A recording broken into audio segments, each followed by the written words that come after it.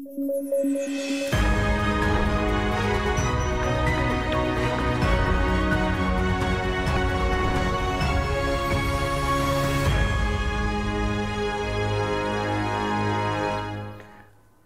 वालेकुम। प्रोग्राम सहाफ़ी में मतीउल्लाह जान।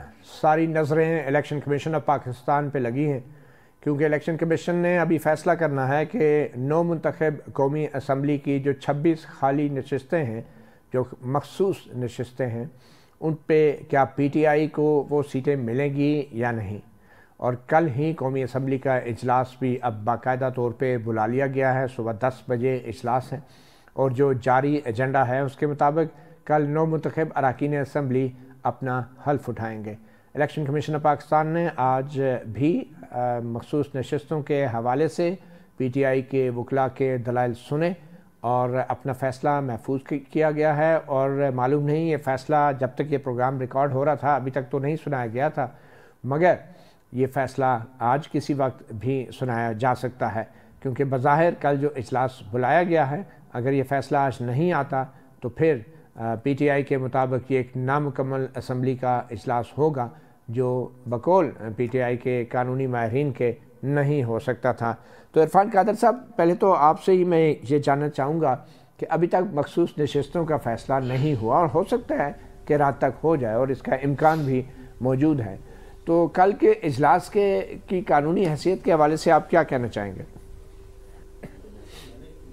कल का इजलास जो है वो उसकी आइनी हैसियत है। कानूनी हैसियत को एक तरफ रख दें आप, आइनी हैसियत है। आइन में लिखा हुआ है कि हर हालत में 21वें दिन के बाद कौमी असम्बली का इजलास होगा, खा उसमें मुकम्मल रिजल्ट्स जो हैं वो आ जाएं या ना आ जाएं, वो हर हालत में होगा इलेक्शन के 21 दिन के बाद। और उस पे जो तयन होगा वो होगा स्पीकर का, डिप्टी स्पीकर का और फिर वज़ीर आज़म का। और वज़ीर आज़म का जो इंतखाब है और बाकी दो ऑफिस का भी जो इंतखाब है वो majority of the total membership से होगा। लिहाजा उस दिन टोटल मेंबरशिप है या नहीं, अगर मेजॉरिटी किसी के पास भी सिंपल मेजॉरिटी आ जाती है तो वो जो आइन का मंशा है वो पूरा हो जाएगा। और अगर बाद में अगर मेजॉरिटी किसी की आ गई है, बाद में जितनी मर्जी रिजल्ट्स आए वो मेजॉरिटी से इन एनी केस कम होंगे, लीगली, लॉजिकली, कॉन्स्टिट्यूशनली वो कम होंगे, वो सीटें कम होंगी। तो लिहाजा ये जो कुछ लोग कह रहे हैं कि जब तक के कंप्लीट सीट्स हाउस की जो है वो सारे नहीं बैठेंगे, total membership of the house नहीं होगी तो इजलास नहीं होगा, वो बिल्कुल सरीहन आइन की खिलाफ बात कर रहे हैं। क्योंकि आइन में ये हुक्मनामा जारी कर दिया गया है क्लॉज 2 के जरिए कि 21वें दिन के बाद ज़रूरी है, लाजिम है कि कौमी असम्बली मिलेगी। और उस दिन उन्होंने सिर्फ majority of the total membership देखनी है, टोटल मेंबरशिप को नहीं देखना उस दिन। चले इरफान कादर साहब, ये बताएं कि अगर एक असम्बली के अंदर हम तसव्वुर कर लें कि आज़ाद उम्मीदवार जो हैं वो कौमी असम्बली की अरकान की कुल तादाद की अक्सरियत में हैं आज़ाद उम्मीदवार, तो क्या आज़ाद उम्मीदवार अपना वज़ीर आज़म मुंतखब कर सकते हैं? बिल्कुल कर सकते हैं, क्यों नहीं कर सकते। अगर वो सारे मिलके 169 अगर वो हो जाते हैं तो वो 336 के हाउस में बिल्कुल अपना वज़ीर आज़म मुंतखब कर सकते हैं। और जो मखसूस नशस्तों का कोई रुकन है तो क्या वो वज़ीर आज़म बन सकता है? देखें, ये जो मखसूस नशस्तों का रुकन है, अगर उसको 169 वोट पड़ जाए तो वो भी बन सकता है वज़ीर आज़म, इस पर तो कोई कन्फ्यूजन ही नहीं है। तो इसका मतलब है कि अगर 26 अरकान असम्बली जो कि मखसूस नशस्तों के हैं वो अगर असम्बली में नहीं हैं और बाद में अगर वो आ जाते हैं तो इससे अक्सरियत बदल जाती है, तो फिर बाद में हुकूमत भी बदल सकती है। ये कोई इतना मुश्किल सवाल नहीं है। बिल्कुल हुकूमत बदल सकती है। अगर आज 169 है और कल के रिजल्ट्स में पता चलता है कि नहीं, ये जो 169 जो थे इनमें से बहुत सारे जो हैं वो यानी ट्रिब्यूनल के सामने या उनके खिलाफ फैसले आ गए हैं और वो मेंबर नहीं रहे, और दूसरी तरफ तादाद बढ़ जाती है तो वो वोट ऑफ नो कॉन्फिडेंस भी ला सकते हैं और सदर पाकिस्तान भी कह सकते हैं उनको, प्राइम मिनिस्टर को, कि आप वोट ऑफ कॉन्फिडेंस लें। और अगर प्राइम मिनिस्टर की तादाद कम हो जाएगी तो वो वोट ऑफ कॉन्फिडेंस फिर नहीं ले सकेंगे। ठीक है शोएब शाहीन साहब, क्योंकि आपकी पार्टी ने एक असूली मौक़िफ़ अपना लिया है कि कल का असम्बली का इजलास नहीं बुलाया जा सकता, مخصوص نشستوں کے فیصلے کے بغیر یا آپ کو مخصوص نشستیں دیے بغیر، تو پھر کیا اگر کل تک یہ مخصوص نشستوں کا فیصلہ نہیں ہوتا اور آج رات کو بھی کوئی فیصلہ نہیں ہوتا، تو کیا آپ بائیکاٹ کریں گے کل کے اجلاس کا؟ نہیں، اس کے باوجود بھی ہم شریک ہوں گے. ہمارا یہ ایک اصولی موقف ہے. دیکھیں، آج کی سچویشن کو آپ سائڈ پہ رکھ دیں. آج کی بھی بات اگر کریں، 20 دن ہو گئے ہیں، الیکشن کمیشن آج تک فیصلہ نہیں کر پا رہا. آج کریں گے، کل کریں گے، پرسوں کریں گے. لاسٹ ڈے تک لانے کی ضرورت کیا تھی؟ آپ فیصلہ کر دیتے. اگر آپ نے ہمارے خلاف بھی کرنا ہے تو ہمیں اتنا تو حق تھا نا کہ ہم کورٹ میں جاتے، ہائی کورٹ میں جاتے، سپریم کورٹ میں جاتے کہ جناب یہ ہمارا حق ہے. اور یہ ہمارا حق نہیں ہے، ان کا حق ہے جو خواتین اور اسپیشل جو مائنارٹیز کے معاملات ہیں، کہ جو جنرل سیٹیں جس پارٹی کے پاس جتنی ہوں گی اس کا آئین کا آرٹیکل 51 دیتا ہے. یہ حق ہے. آپ اس کو ان ریپرزینٹیڈ نہیں رکھ سکتے. یہ کوئی خالی نہیں چھوڑ سکتے کہ نہیں جی ہم آپ کو نہیں دیتے. کس کو دیں گے؟ دوسری پارٹی کو. تو ان کا شیئر مل گیا، جتنی جس کی سیٹیں تھیں ان کا نمائندگی مل گئی. اب اس کے اوپر پریزیڈنٹ آف پاکستان نے بڑا ایک جینوئن آبزرویشن لگا کے بھیجی کہ آپ اس کا فیصلہ کر دیں، کیونکہ اسمبلی نامکمل ہے. اور نہ صرف اسمبلی نامکمل ہے بلکہ اس کے ساتھ ساتھ آپ جو کچھ یہ کر رہے ہیں یہ طریقہ کار درست نہیں ہے. اچھا مجھے بتائیں کہ آج کی سچویشن کو سائڈ پہ کر دیں. آگے ایک پریزیڈنٹ بیٹھا ہو آپ کی مرضی کا، الیکشن کمیشن نے ایک پارٹی کا فیصلہ کر دیا اور باقی پارٹیوں کے بارے میں کہا کہ جی ابھی ہم کل یا 2 دن بعد فیصلہ کریں گے. اس دوران آپ نے 1 دن کے نوٹس پہ اجلاس بلایا، آپ نے speaker deputy speaker same day کیا اور ساتھ ہی آپ نے پرائم منسٹر کا فیصلہ کر دیا. اور 25-30 سیٹیں ابھی باقی ہیں جو آپ کا فیصلہ آنا باقی ہے. اچھا ان میں سے جیسے آپ نے سوال کیا ان میں سے کوئی ممبر نہیں بن سکتا؟ بن سکتا ہے. اچھا پھر آپ نے کہا 21ویں دن ملنا ضروری ہے. بھائی آپ خود بتاتے تھے کہ 90 ڈیز میں الیکشن ہونا چاہیے. ہاں جی ہونا چاہیے، مگر نہ ہو تو سبسیکوینٹ کیا جانے والا کوئی بھی اقدام آئین کے آرٹیکل 254 میں جی وہ پروٹیکٹڈ ہے کہ اگر اس مدت کے بعد بھی اگر آپ کریں گے تو وہ آئینی کہلائے گا، غیر آئینی نہیں ہوگا. بات یہ ہے کہ یہ الیکشن کمیشن جرائم کی آماج گاہ بنا ہوا ہے. الیکشن کمیشن نے نہیں دینا نا. فرض کرو میں کہتا ہوں ہفتہ پہلے فیصلہ کرنے میں ان کو کیا قباحت تھی، 2 ہفتے پہلے فیصلہ کرنے میں کیا قباحت تھی. آپ آخری دن کل اجلاس ہے اور آج آپ اس کو فیصلہ رات کو بھی لے کے بیٹھے ہوئے ابھی تک نہیں آیا. یہ بدنیتی ہے، یہ بےایمانی ہے، اسی طرح کی بےایمانی ہے جس طرح کا بلے کا نشان چھینا گیا ہم سے. اور پھر رات کی تاریکی میں جو قاضی صاحب نے فیصلہ دیا، دیکھیں 5 رکنی بینچ فیصلہ کر چکا ہے سپریم کورٹ کا. انہوں نے کہا ہے کہ کوئی بھی کیس جو عمران خان سے متعلق ہوگا وہ قاضی صاحب نہیں سنیں گے، چونکہ یہ ذاتی حیثیت میں اگریوڈ ہیں ان سے، ان کے خلاف ذاتی حیثیت میں مقدمہ کر چکے ہیں. یہ لکھا ہوا ہے ججمنٹ میں، آپ کو بھی بھیجتا ہوں. وہ ایسے نہیں تھا وہ فیصلہ، وہ عمران خان کا نہیں تھا، وہ پرائم منسٹر سے متعلق کیس کی ایک بات تھی. وہ اس وقت ایک بالکل ٹھیک تھا، لیکن پرائم منسٹر عمران خان کی ذات کے حوالے سے ایسا کوئی فیصلہ نہیں تھا سپریم کورٹ کا. آپ بجا کہہ رہے ہیں متی اللہ جان، لیکن مجھے آپ یہ کہہ دیں اس وقت کون پرائم منسٹر تھا؟ اگر ایک شخص پرائم منسٹر تھا اور ان کے ساتھ آپ کا پرسنل گریونس ہے اور آپ اس کے ساتھ ذاتی حیثیت میں ان کے ساتھ آپ ایک پریجوڈس رکھتے ہیں ذاتی حیثیت میں، تو کیا یہ مناسب ہے کہ وہ آپ فیصلہ کرنے میں آپ کو پیرا نمبر 6 پڑھتا ہوں؟ آپ نے کوئی ایسے دلائل نہیں ہوئے، کوئی ایسی پٹیشن نہیں تھی، کوئی ایسی ججمنٹ نہیں ہے جو آپ بتا رہے ہیں. وہ اس طرح ہے جان میں آرڈر پڑھ رہا ہوں، آپ کو آرڈر پڑھ رہا ہوں. اچھا آپ سن لیں نا، آپ فیصلہ جو دل کرے کر لیں. جی جی آپ پڑھ لیتا ہوں میں. آپ فیصلہ آپ 4-5-6 لائنیں سن لیں، اس کے بعد آپ جو چاہیں اس کے کمنٹ کریں. At this stage one of us قاضی فائزہ جی جی بالکل لیں sought to place on record photocopies of certain documents statedly received by him from some anonymous source through a WhatsApp message. Copies of such documents were handed over by the Honorable Judge to the other members of the bench. A copy was also handed over to the Learned Attorney General for Pakistan. The Honorable Judge has stated that he is unsure if the documents were genuine. The Learned Attorney General for Pakistan submitted that since the authenticity of the documents was questionable, the same may not be taken on record. He further submitted that in any event, the Honorable Judge would become a complainant in the matter. In that capacity, it would not be appropriate for the Honorable Judge to hear the matter. The Honorable Chief Justice of Pakistan therefore observed that in these circumstances, it would not be proper for the Honorable Judge to hear the matter, considering that he had already filed a petition against the Prime Minister of Pakistan in his personal capacity. Therefore, to uphold the principle of unbiasedness and impartiality, it would be in the interest of justice that the Honorable Judge should not hear matters involving the Prime Minister of Pakistan. تو پھر کیا ہوا؟ Matters involving the Prime Minister of Pakistan. آپ نے خود اپنے آپ کو غلط ثابت اس کیس سے الگ کر دیا نا؟ نہیں الگ، اس کیس سے الگ کیا، وہ کیس ختم ہو گیا، پریزیڈنٹ کا ریفرنس بھی ڈیسائیڈ ہو گیا. اب آپ کیسے کہہ سکتے ہیں کہ وہ کوئی کیس نہیں سن سکتے عمران خان کے بارے میں؟ آپ نے اپنے آپ کو خود غلط ثابت کر دیا نا. سن لیں آپ نے اس فیصلے کو غلط طریقے سے اس کا حوالہ دیا نا. سن لیں جی سن لینا مطیع اللہ جان. اب آپ سنیں گے نہیں تو پھر آپ جواب نہیں ریفرنس پینڈنگ تھا تو اس کیس کے سن لینا.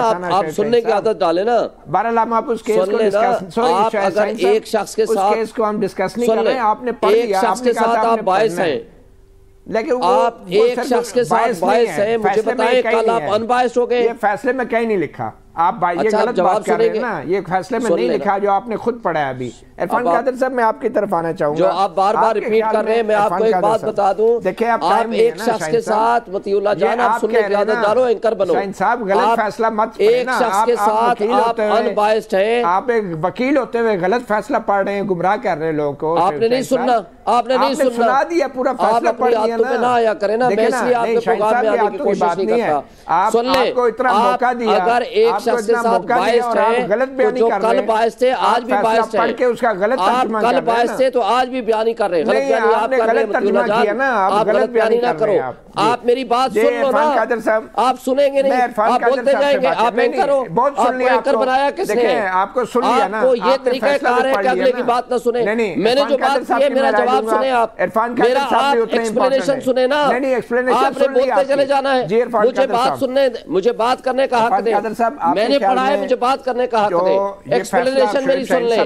آپ ایکسپلینیشن سن لیں جس بات پہ. عرفان قادر صاحب جی پلیز، آپ نے یہ سنا، یہ ایک خاص ریفرنس کی وجہ سے، وہ ایک ریفرنس پینڈنگ تھا قاضی فائز عیسیٰ صاحب کے خلاف. تو جب تک وہ پینڈنگ تھا اس وقت تک ان کو روکا گیا تھا کہ آپ یہ اس کیس کے اوپر، اور وہ ایک آبزرویشن تھی، یہ پراپر نہیں ہے. تو وہ شعیب شاہین صاحب نے تو بالکل ہی اس کو پتہ نہیں کیا بنا دیا کہ ججمنٹ آ گئی اور باعث تھے عمران خان کو بیچ میں لے آئے. حالانکہ it was about the office of the prime minister کہ ایک ریفرنس پینڈنگ ہے تو آپ نہ سنیں. تو یہ ابھی آپ کے خیال میں یہ جو اگر مخصوص نشستوں کا فیصلہ اگر الیکشن کمیشن نہیں کرتا تو پھر اس سے کیا لیگل کرائسس پیدا ہو سکتا ہے؟ میرا خیال ہے کہ شعیب شاہین صاحب ٹھیک کہہ رہے ہیں. It was not merely prime minister, it was prime minister Imran Khan. نہیں انہوں نے پڑھ دیا، عمران خان کو پرائم منسٹر سے آپ نہیں انہوں نے عمران خان کا نام نہیں، ججمنٹ میں نہیں ہے نا، وہ پرائم منسٹر ہے نا سر. اس سے فرق نہیں پڑتا، ہمیں پتہ ہے نا. پینڈنگ ہونے کے لیے تھا نا مطیع اللہ جان صاحب، مطیع اللہ جان صاحب چلے جو بھی ہے اس وقت عمران خان صاحب وزیر اعظم تھے. جی جی میری بات تو سن لیں، مجھے پورا موقع دینا. جی بتائیں. اس وقت وزیر اعظم کون تھا؟ عمران خان صاحب تھے نا وزیر اعظم. تو اگر یہ شعیب شاہین صاحب وغیرہ یہ سمجھتے ہیں کہ وہاں پہ وزیر اعظم اور عمران خان جو ہے وہ ایک ہی چیز تھی، تو اگر کوئی کیس فائز عیسیٰ صاحب بیٹھے تھے کسی کیس میں تو ان کو چاہیے تھا ریکوزل سیک کر لیتے، ان کو ریکویسٹ کرتے کہ آپ نہ بیٹھیں اس میں. نہیں کسی نے ریکوزل بھی نہیں مانگا نا. کیوں نہیں ریکوزل سیک کیا؟ بالکل صحیح ہے، میڈیا پہ آ کے کر لیتے ہیں لیکن ان کے سامنے جا کے نہیں کہتے کہ ہمیں آپ پہ اعتراض ہے. چلیں اینی وے فائز صاحب میں بتاتا ہوں آپ کو ایک بات، ایک امپورٹنٹ بات بتاتا ہوں آپ کو کہ آپ سن رہے ہیں جی آپ میری بات؟ جی سر پلیز. کوئی میرا خیال ہے کوئی 1.5-2 سال پہلے میرا ایک کیس لگا تھا فائز عیسیٰ صاحب کے سامنے، اور چونکہ اس سے پہلے میرے کچھ ڈفرینسز تھے فائز عیسیٰ صاحب کے ساتھ، تو فائز عیسیٰ صاحب نے مجھے خود کہہ دیا. انہوں نے کہا جی اگر عرفان قادر صاحب آپ کہتے ہیں کہ میں اس میں سے ریکوز کر جاؤں تو میں نہیں بیٹھوں گا اس کیس میں. تو میں نے ان کو کہا کہ نہیں جی آپ بیٹھیں، تو آپ ہی بیٹھے، میں ریکوزل کا نہیں پریس کروں گا. تو میں بتانا یہ چاہ رہا ہوں بالکل صحیح کہ ہاں عدالت کے اندر ہونا چاہیے. I agree with you. آپ ہمارے ساتھ ہی ہیں سر، ایک چھوٹی سی بریک لیتے ہیں اور پھر دوسرے عام ایشوز پہ آپ سے بات کرتے ہیں.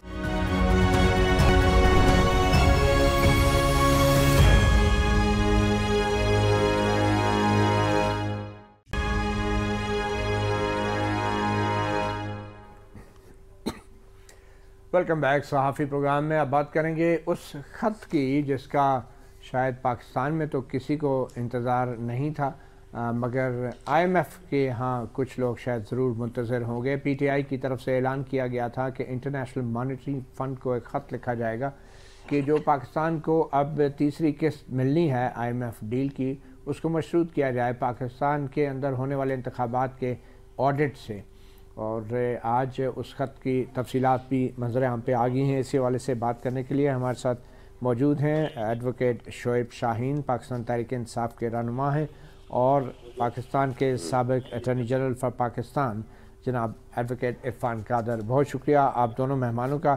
شعیب شاہین صاحب، آخر کار وہ خط لکھ دیا گیا ہے، مگر اس خط کے اندر شروع میں تو کہا گیا ہے کہ تحریک انصاف وہ کسی صورت بھی جو IMF کی تیسری قسط ہے اس کے راستے میں کوئی رکاوٹ نہیں ڈالنا چاہ رہی، اور مگر اس کے ساتھ ساتھ آپ نے مطالبات بھی کیے ہیں کہ پاکستان میں تقریباً 30% جو نشستیں ہیں وہاں پہ جو الیکشنز ہوئے ہیں، جو الیکشن کا رزلٹ سنائے گئے ہیں، ان کا آڈٹ کرایا جائے۔ آپ چاہتے کیا ہیں کہ کیا IMF اگر کیا کرے کہ وہ امداد روک دے جب تک وہ آڈٹ نہ ہو؟ کیونکہ اگر وہ آڈٹ پہ راضی بھی ہو جاتے تو اس میں تو کچھ ٹائم تو لگے گا۔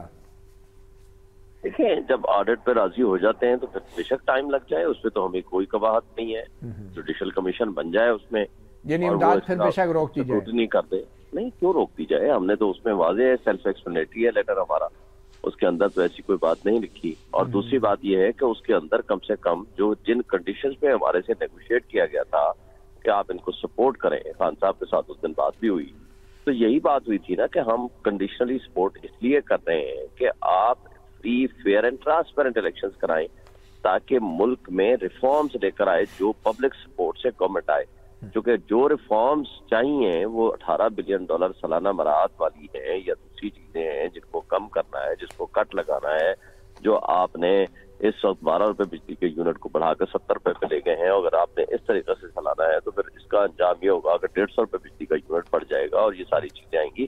ان میں نہ کیپیسٹی ہے جو پبلک سپورٹ کے بغیر گورنمنٹ آئے گی، نہ وہ ان میں وہ کرنے کی پوزیشن میں ہوں گے کوئی ایسے ریفارمز، نہ ہی وہ ان میں ان کی کوئی پبلک ان کے ساتھ تعاون کرے گی، نہ ان کے اوپر انویسٹمنٹ کوئی لے کر آئے گا۔ اور جب تک انویسٹمنٹ نہیں آئے گی، جب تک کہ سیاسی استحکام نہیں آئے گا، وہ انویسٹمنٹ بھی کوئی نہیں لائے گا۔ اچھا، آپ کو یہ کیسے تاثر مل رہا ہے کہ پبلک تعاون نہیں کرے گی؟ کوئی اور سول نافرمانی آپ نے پہلے بھی ایک دفعہ چلائی تھی، اس کا بھی آپ کو پتہ ہے کچھ بھی نہیں ہوا، تو پھر کوئی اور سول نافرمانی آپ سوچ رہے ہیں؟ ہم نہیں سوچ رہے، یہ قوم کا فیصلہ ہے کہ ان ڈاکوں اور چوروں کو انہوں نے ریجیکٹ کر دیا ہے۔ انہوں نے جنہوں نے ڈاکہ زنی کے ذریعے یہ سیٹیں چھینی ہیں، ان کے انجام کو وہ پہنچیں گے۔ تو یہ آپ IMF کو بتا رہے ہیں کہ ہم ایسا IMF کو ہم نے بتایا ہے کہ آپ اس لیے آپ امداد مت دیں۔ ہم نے آپ کو سپورٹ کیا تھا، وہ کنڈیشنز یہ تھیں کہ free, fair and transparent elections, اس میں جنہوں نے نہیں کیا ان کو آپ کہیں کہ وہ اس کا آڈٹ کرائیں، اس میں ہمارے لیے کوئی ایسی قباحت نہیں ہے۔ ہم نے بالکل درست فیصلہ کیا ہے، اور ہم نے اس بات کو ان کو اپنے ساتھ ہونے والے مذاکرات کی یاد دلانے کے بعد ہم نے کہا ہے کہ آپ ان کو یہ پابند کریں، اور ان کو ایک ریمائنڈر ہے، یہ ہمارا جائز جینون ہمارا ایک گریونس ہے، وہ ہم نے ان کو کہا ہے، اور وہ سیلف ایکسپلینیٹری ہے ہمارا لیٹر، اس میں۔ لیکن آپ پاکستان کی عدالتوں میں بھی درخواستیں ڈال رہے ہیں اور IMF کو بھی خط لکھ رہے ہیں، تو آپ کو انصاف پاکستان کی عدالتوں سے چاہیے یا IMF سے؟ دیکھیں، ہمیں پاکستان کی عدالتوں سے چاہیے۔ اگر جہاں عدالتیں پاکستان کی جسٹس عامر فاروق اور چیف جسٹس قاضی فائزہ صاحب کی سربراہی میں بیٹھی ہوئی ہوں، وہاں سے ہمیں انصاف کی کم توقع ہے۔ اور دوسری بات یہ ہے کہ ہم ان سے بھی یہ مطالبہ کرتے ہیں، ظاہر ہے کہ جنہوں نے انصاف کے مسند پہ بیٹھے ہیں، کہ آپ ملک میں انصاف اور قانون کی حکمرانی اور لوگوں کے حقوق کے تحفظ کی قسم اٹھائی ہوئی ہے۔ آپ لہٰذا لوگوں کا ایک حق ہے، جو مینڈیٹ ملا ہے، جو ووٹ ملا ہے، اس کو آپ اس کو پروٹیکٹ کریں، لوگوں کو جو جائز نمائندے ہیں ان کو واپس آنے دیں، اور جو اسٹیبلشمنٹ سہولت کاری کر رہی ہے، جو کرپٹ بیوروکریسی یہاں کھلواڑ کر رہی ہے، ان کو ان چیزوں سے روکیں۔ جو الیکشن کمیشن کی بدنیتی ہے ان کو ان چیزوں سے روکیں۔ ہم ہر وہ طریقہ، ہر وہ قانونی، آئینی اور جائز جو طریقہ کار آئین اور قانون ہمیں دیتا ہے، وہ پروٹیسٹ کی صورت بھی ہو سکتی ہے، وہ دھرنا بھی ہو سکتا ہے، وہ پارلیمان کے اندر کا جو احتجاج ہے وہ بھی ہوگا، اور ہم وہ حربہ اور طریقہ کریں گے، اور لیگل پروسیڈنگ کو بھی ہم شامل جی عرفان قادر صاحب سے کی طرف چلتے ہیں۔ عرفان قادر صاحب، جو عمران خان جو تحریک انصاف کے چیئرمین ہیں، ان کی طرف سے جو IMF کو خط لکھا ہے، یہ کیسا قانونی اور آئینی طریقہ ہے آپ کے نزدیک ایک سابق وزیر اعظم کا؟ میں سمجھتا ہوں کہ ہمارے جو انٹرنل ڈسپیوٹس ہیں اس کے لیے ہمارے پاس الیکشن کے اگر معاملات ہوں تو الیکشن کمیشن ہے، اور باقی جو معاملات ہیں ڈسپیوٹس ہیں اس کے لیے سپریم کورٹ ہے. تو یہاں پہ اگر ہم اپنے انٹرنل معاملات جو ہیں وہ بھی آئی ایم ایف کی طرف کر دیں گے یا آئی ایم ایف کو اس میں انوالو کر لیں گے کہ آئی ایم ایف جو ہے وہ ایک سپرا الیکشن کمیشن بن جائے یا سپرا سپریم کورٹ بن جائے، تو یہ تو ایسا ہی ہے کہ ہم دوسری جو انٹرنیشنل جو ایجنسیز ہیں ان کو دعوت دے رہے ہیں کہ ہمارے انٹرنل معاملات کو وہ دیکھیں اور اس کے مطابق وہ پاکستان کو امداد دیں یا اس کے مطابق ہماری اکنامک پالیسیز جو ہیں ان کی طرف دیکھیں یا اکنامک انٹرسٹ جو ہے اس کو واچ کریں. تو کل کو جو ہمارے جو ڈیفنس انٹرسٹ ہیں اسی سے یہ کہیں گے کہ جی اس میں بھی ان کو ڈیفنس جو ہماری بہت سارا ڈیفنس کی چیزیں آتی ہیں اس پہ بھی کہیں گے کہ چونکہ الیکشن جو ہے وہ صحیح نہیں ہے تو ایسی حکومت کے ہاتھ میں ڈیفنس آ گیا تو لہذا ڈیفنس میں بھی ہماری آپ معاملات کو ابھی التوا میں ڈال دیں فی الحال. تو اس طرح کی چیزیں دنیا میں کبھی نہیں کی جاتی. خوددار قومیں جو ہیں اپنے ڈفرینسز خود ریزالو کرتی ہیں. باہر کی ایجنسیز کو اس طرح کی چٹھیاں نہیں لکھی جاتی، اور باہر کی ایجنسیاں جہاں تک مجھے پتہ ہے وہ بھی اس طرح کی چٹھیوں کا نوٹس نہیں دیا کرتی. مگر عرفان قادر صاحب یہ کوئی نئی بات تو ہے نہیں. ماضی میں بھی ہم نے دیکھا کہ وزیر اعظم بینظیر بھٹو سابق وزیر اعظم کا جب قتل ہوا تو ہم نے کبھی اسکاٹ لینڈ یارڈ سے پولیس کو بلوا کے تحقیقات کروائی، کبھی اقوام متحدہ کے کمیشن سے جو ہے ان کے مرڈر کی پروب کروائی. تو یہ کوئی پہلی بار تو ایسا نہیں ہوا کہ اندرونی معاملات میں ہم نے باہر کی قوتوں کو دعوت دی ہے. نہیں، وہ فرق ہے. باہر سے جب آپ ایکسپرٹیز لے کے تفتیش کراتے ہیں تو وہ تفتیش جو ہے آپ کے سامنے ایک ریکمنڈیشن ہوتی ہے ان کی، وہ یہ نہیں ہوتا کہ وہ آپ کا رستہ روک دیتے ہیں. یہاں پہ تو کوشش یہ کی جا رہی ہے کہ آپ کو اگر کوئی اکنامک پیکج ملنا ہے یا کوئی اکنامک بیل آؤٹ ملنا ہے آئی ایم ایف کی طرف سے تو کوشش کی جا رہی ہے کہ وہ نہ ملے. میں سمجھتا ہوں کہ ہماری سیاست کو اس حد تک نہیں جانا چاہیے. باقی میں شعیب شاہین صاحب سے ویسے ایگری کرتا ہوں کہ اگر الیکشن کے معاملات ہیں وہ جلد از جلد طے ہوں، اور اگر واقعی دھاندلی ہوئی ہے تو وہ ٹریبیونلز کے ذریعے جلد از جلد اس کے فیصلے کیے جائیں، اور اس کے لیے فورمز موجود ہیں.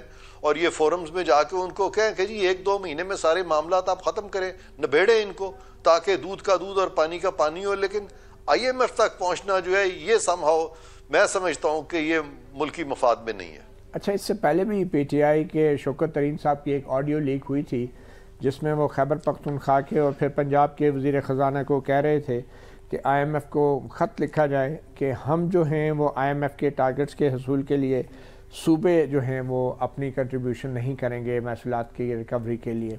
تو اس وقت بھی یہ چیز سامنے آئی تھی. تو یہ پی ٹی آئی بنیادی طور پہ کیا کہنا چاہ رہی ہے، آئی ایم ایف کو کیا بتانا چاہ رہی ہیں کہ سیاسی عدم استحکام کے پر نظر رکھی جائے؟ کیا یہ ایک دھمکی تصور کی جائے یا یہ خدشہ ہے کہ ہو سکتا ہے؟ پی ٹی آئی باہر کی جو قوتیں ہیں یا باہر کی جو ایجنسیز ہیں ان کو یہ باور کرانا چاہ رہی ہے کہ آپ تب تک ڈیل نہیں کریں گے کسی سے جب تک کہ ہم حکومت میں نہیں آئیں گے.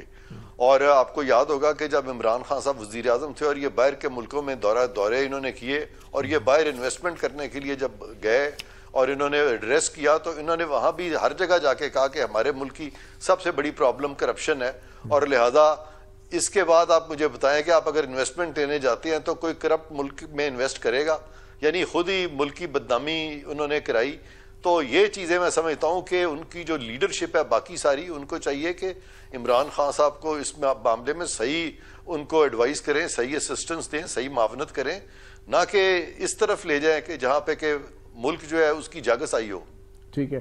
شعیب شاہین صاحب، آپ نے جو خط میں یہ ذکر ہے کہ small number of holders of public office, یعنی عوامی عہدہ رکھنے والے چند افراد کے مفادات کے تحت یہ الیکشنز میں اختیارات کا ناجائز استعمال کیا گیا ہے، تو یہ کون ہیں عوامی عہدہ رکھنے والے چند افراد جن کی طرف اس خط میں آپ کے لیڈر اشارہ کر رہے ہیں آئی ایم ایف کو مخاطب ہو کر؟ جی مجھے آپ کا ان شارٹ آپ کا سوال کیا تھا؟ مجھے سمجھ نہیں آیا. کیا سوال یہ ہے کہ جو اس خط میں پیج نمبر 2 پہ پہلے پیراگراف میں لکھا گیا ہے کہ جو آئی ایم ایف کے جو پالیسیز ہیں اور جو پرنسپلز ہیں ان کو سامنے رکھتے ہوئے اس میں کوئی شک نہیں ہے کہ کچھ عوامی عہدہ رکھنے والے لوگ افراد نے پاکستان میں اپنے اختیارات کا ناجائز استعمال کیا ہے اور اپنی ناپسند اور اپنی پسند کو جو ہے تھوپا ہے عوام کے اوپر. تو اس چیز کو آئی ایم ایف جو ہے قبول نہ کرے. تو یہ عوامی عہدہ رکھنے والے کون سے وہ چند افراد ہیں جن کی طرف آپ اشارہ کر رہے ہیں؟ ابھی میرے ذہن میں نہیں ہے کہ کن افراد کی طرف ہمارا اشارہ ہے، لیکن یہ خط میں تو واضح طور پہ لکھا گیا ہے پبلک آفس ہولڈرز کا. جی خط میں لکھا ہے. تو آپ کے خیال میں کون ہو سکتے ہیں یہ پی ٹی آئی کون سے پبلک آفس ہولڈرز کو سمجھتی ہے کہ انہوں نے ابیوز آف پاور کیا ہے جیسا کہ اس خط میں الج کیا گیا ہے؟ اس پہ میں ابھی کوئی رائے نہیں دے سکتا، میرے ذہن میں نہیں آ رہا. اچھا، تو یہ پہلے بھی تو آپ نے آئی ایم ایف کو ایک خط لکھنے کی ایک آڈیو لیک آئی تھی سامنے، تو یہ بار بار آئی ایم ایف کو کیوں مخاطب کیا جاتا ہے؟ اگر آپ کے اس خط کے بعد آئی ایم ایف یہ اعلان کر دے کہ ہم یہ امداد روک دیتے ہیں تو پھر اس کا ذمہ دار کون ہوگا؟ دیکھیں، پہلی بات تو آپ کو ایک بات بتا دوں، جو پرانی باتیں کر رہے ہیں وہ تو لیکس کی جب بات آئے گی وہ کیا اس کی اتھینٹسٹی تھی نہیں ہے، اس کے بارے میں کیا رائے ہے، اس کی تردید نہیں ہوئی ویسے ان باتوں میں ڈسکس نہیں کرنا چاہوں گا. تو اس کی اتھینٹسٹی کا مجھے نہیں پتا. جہاں تک اس بات کا تعلق ہے کہ آئی ایم ایف کیا کر سکتی ہے اور کیا وہ قرض روک سکتی ہے نہیں روک سکتی ہے، اگر روک دے گی تو کون ذمہ دار ہوگا؟ آئی ایم ایف نے ہمارے سے سن لیں نا، جو آئی ایم ایف نے ہم سے مذاکرات کیے تھے، جن پرنسپلز پہ ہم نے ان کو سپورٹ کیا تھا، اور جو ہمارے درمیان ایک چیزیں ایک طے ہوئی تھیں، free fair and transparent elections, وہ آج free fair and transparent elections کر دیں، آپ کو آئی ایم ایف میں جانے کی ضرورت بھی نہ پڑے. آپ کے پاس اتنا آپ کا چیزیں ٹھیک ہو جائیں، کیونکہ سیاسی استحکام وہ بنیادی چیز ہے. آپ ان لوگوں کو جن کو لوگوں نے عوامی نمائندگی کا حق دیا ہے ان کو اگر آپ دے دیں تو آپ کے اوپر لوگوں نے ٹرسٹ کر کے، انٹرنیشنل ورلڈ نے بھی آپ کی انویسٹمنٹ میں آنا ہے اور آپ کے اوورسیز میں آنا ہے، اور اوورسیز وہ ہیں جو آپ کا بیک بون ہے. لیکن آج جس طرح ایک شخص کی دشمنی میں تمام ادارے مل کے آپ ملک کی تباہی نکالنے میں تلے ہوئے ہیں، اور جو سیاسی عدم استحکام کی سچویشن کریٹ کر دی ہے، اور جو مصنوعی اسمبلی لا کے بٹھائی ہوئی ہے ان میں کیپیسٹی نہیں ہے، وہ نہیں چلا سکتے. تو لہٰذا آج بھی وقت ہے کہ آپ اپنی ان حرکتوں سے باز آئیں، آپ اپنے آپ کو قانون اور آئین کے تابع بنائیں. Late the people of Pakistan, جو ایکچوئل ریپرزنٹیٹیو جن کو وہ نمائندگی کا حق دیا ہے، پبلک آف پاکستان کو یہ ڈیسائیڈ کرنے دیں، اور ان نمائندے کے ذریعے اس مملکت خدا داد کو، اس ملک کو چلانے دیں. اگر ایسا آپ نہیں کریں گے تو اس کا نقصان آپ نے ماضی میں بھی دیکھا، آج بھی دیکھ رہے ہیں اور آگے بھی دیکھ رہے ہیں. اچھا شاہد صاحب، اس خط میں آپ جو بار بار کہہ رہے ہیں باقی کیا ہوگا کیا نہیں ہوگا، کیا اس کا امپیکٹ ہوگا، آپ نے 9 مہینے دیکھے تھے. ان کے پاس تھی نا وہ جو آیا تھا ایک افلاطون ڈار صاحب، اس نے کہا جی میں بہتر جانتا ہوں کیسے ان کے ساتھ ڈیل کرنا ہے. 9 مہینے 10 مہینے آپ کے ساتھ اگلوں نے بات ہی نہیں کی. ویسے تو آپ جو ڈار صاحب تو ایک افلاطون ہیں، آپ نے تو 2-3 افلاطون بدل دیے تھے ایک ہی حکومت نے، آپ کی حکومت نے. بہرحال سارے ہی افلاطون ہیں، ہمارے لیے تو سب برابر ہیں. اب یہ بتائیں کہ جو خط میں لکھا گیا ہے کہ آئی ایم ایف کو پاکستان میں سیاسی عدم استحکام کی جو صورتحال پیدا ہو سکتی ہے اس پہ بھی نظر رکھنی چاہیے، کیا یہ کوئی دھمکی ہے یا پھر یہ کوئی خدشے کا اظہار آپ کر رہے ہیں بطور ایک سیاسی جماعت؟ دیکھیں، دھمکی کی بات نہیں ہے. دھمکی ہم کس کو دیں گے؟ ہم آئی ایف ایم کو تو دھمکی نہیں دے رہے نا، ہم تو صرف یہ ان کو انفارم کر رہے ہیں کہ یہ کچھ ہو رہا ہے اس ملک میں. یہ طے ہوئی تھی چیزیں، جو مذاکرات ہوئے تھے، یہ ہوا تھا کہ سیاسی عدم استحکام ختم ہوگا، سیاسی استحکام آئے گا الیکشنز کی وجہ سے، اور یہ بات آئی ایم ایف نے خود بھی اپنے اسٹیٹمنٹ میں دی تھی. تو اس سے ملک ترقی کرے گا، اس سے ملک میں انویسٹمنٹ آئے گی، اس سے ملک میں ریفارمز آئیں گی. تو وہ الیکشن تو ہو گئے نا، وہ الیکشن تو ہو گئے، لیکن جو کچھ الیکشن جس طرح ہوئے ہیں، جس طرح کا الیکشن ہوا ہے، اس کو آپ الیکشن مانتے ہیں؟ ہم 1,05,000 ووٹ لے کے باہر بیٹھے ہوئے ہیں، 50,000 ووٹ والا نیشنل اسمبلی میں بیٹھا ہوا ہے، اور 14 ڈیز میں الیکشن کمیشن نے تمام یہ فارمز پبلش کرنے ہیں ویب سائٹ پہ. آج تک نہیں آیا، ہم خط لکھ کے تھک گئے ہیں، آج 20-21 دن ہو گئے ہیں. بات یہ ہے کہ جس طرح کا الیکشن کے نتائج، الیکشن سے پہلے کیا ہوا ہم بھول جاتے ہیں، الیکشن کے بعد رات کی تاریکی میں اور جو رزلٹ بدلا گیا، جو رزلٹ بدلا گیا اس کو آپ الیکشن کہیں گے؟ آپ ڈاکہ زنی کریں کسی کا، آپ حق چھین لیں، ان کو کہیں جی نہیں ان کو کچھ نہ کہو کیونکہ یہ ڈاکو تو ہیں، ہم مان لیتے ہیں یہ ڈاکو ہیں مگر یہ اچھا کام کر رہے ہیں، اب نماز پڑھ رہے ہیں، ان کو کچھ نہ کرو، ان کو پکڑو نہیں، یہ نماز پڑھنے کے لیے وضو کر رہے ہیں، ان کو کچھ نہ کہو۔ بھائی جنہوں نے ڈاکہ ڈالا ہے ڈاکو کو سب سے پہلے ان کے انجام تک پہنچاؤ، ڈاکو کو سائٹ پہ کریں، جو اس کے اصل مالک ہیں ان کے حوالے وراثت دیں اور let the people have to decide. چلیں اگر یہ ڈاکہ ہے بھی شاہد صاحب تو میرے خیال میں یہ ڈاکہ پہلی بار نہیں پڑا عوام کے مینڈیٹ پہ، آپ بھی اچھی طرح جانتے ہیں اور سمجھتے ہیں۔ چھوٹی سی بریک لیں گے اور بریک کے بعد پھر کچھ نئے معلومات جو سابق وزیر دفاع خواجہ آصف نے ایک انٹرویو میں دی ہیں، اب وہ کتنی نئی ہیں عوام پہلے سے سب کچھ جانتی ہے اور یہ صرف خواجہ آصف صاحب نے پہلی دفعہ شاید اعتراف کیا ہے ان چیزوں کا، یہ اب وقفے کے بعد آپ کو بتاتے ہیں۔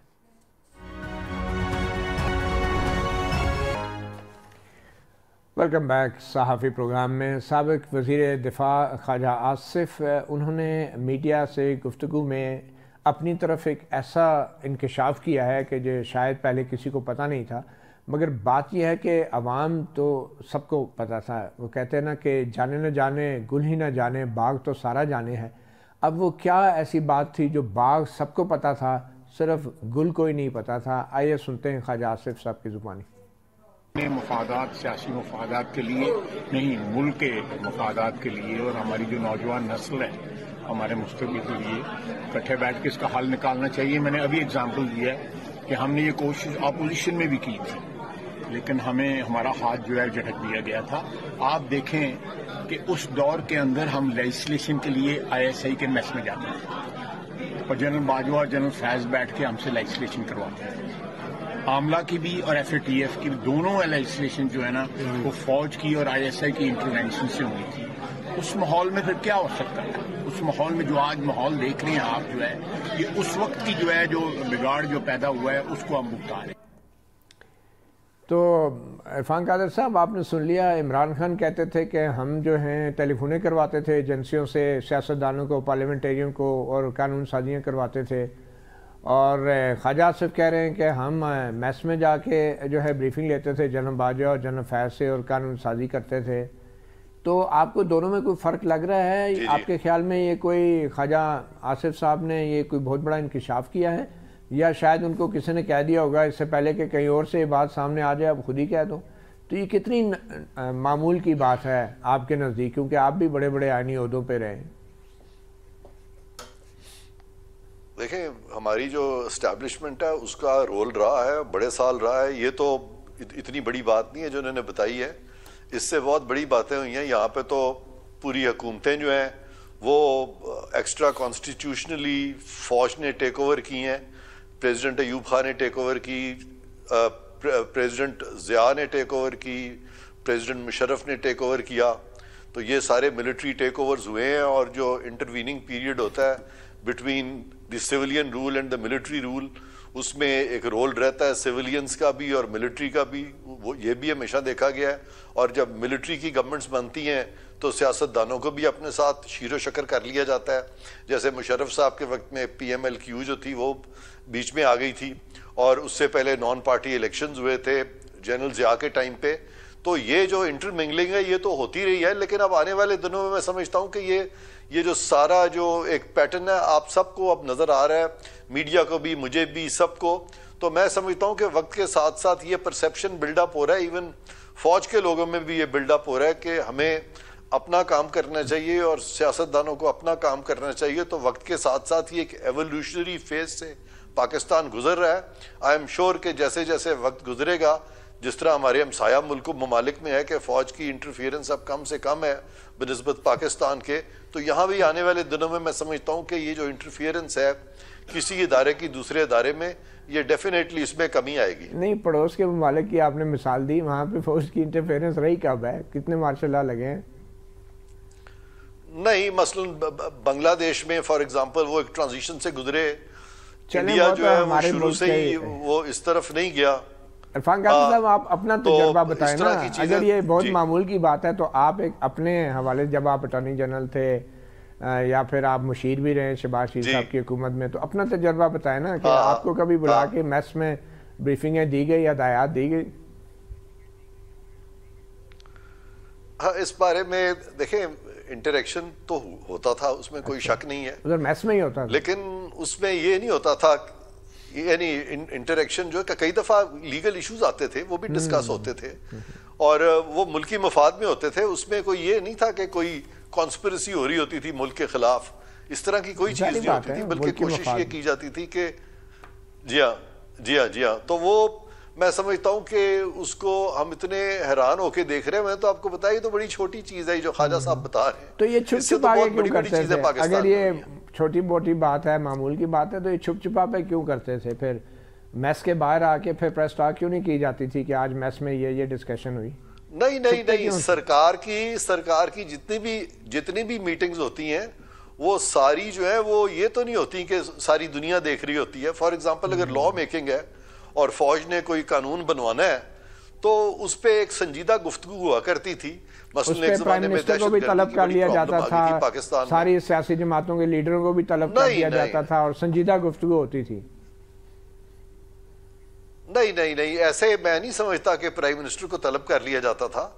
پرائم منسٹر کو مجھے نہیں پتا، یہ کسی پرائم منسٹر سے پوچھے، میں تو پرائم منسٹر نہیں رہا تو اس لیے میں اس چیز پہ کیا کہوں گا. طلب ہوتے تھے تو آپ کو بھی تو طلب کیا جاتا ہوگا. کیا گیا کہ نہیں کیا گیا؟ جی آپ کو بھی تو طلب کیا جاتا ہوگا نا. کیا فرما رہے ہیں؟ آپ کو بھی تو طلب کیا جاتا ہوگا کئی موقعوں پہ. نہیں ایسے نہیں ہوتا تھا. اچھا. بڑی کبھی میٹنگ اگر ہوتی تھی ٹاپ کے ساتھ تو بڑی عزت کے ساتھ وہ بات ہوتی تھی، باقاعدہ انویٹیشن ایکسٹینڈ کیا جاتا تھا.